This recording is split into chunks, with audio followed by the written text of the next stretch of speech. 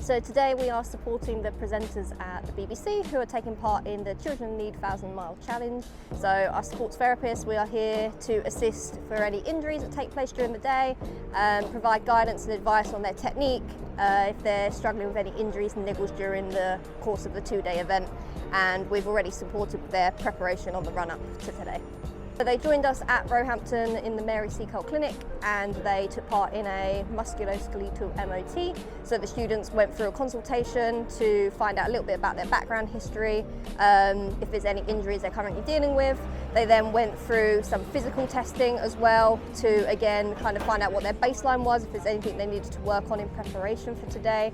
And then they also had massages and follow-up advice. I think for Xavi, I think he needs to slow down a little bit. I think he's walking a bit too fast, so his legs might get tired a lot quicker.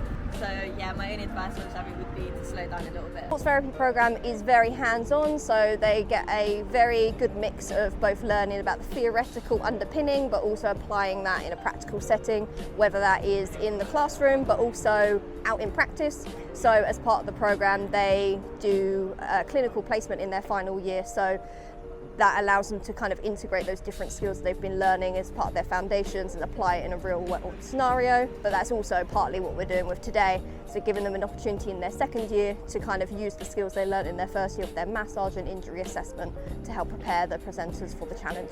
So studying at Roehampton, we have such a great community there. The teachers, so the lecturers, they're all amazing. They help you whenever you need help. There's always people to support you. Sports therapy, it's a really exciting profession to go into, particularly now with the kind of growth of sport, new and emerging sports, and I suppose more awareness of people's health and well-being nowadays.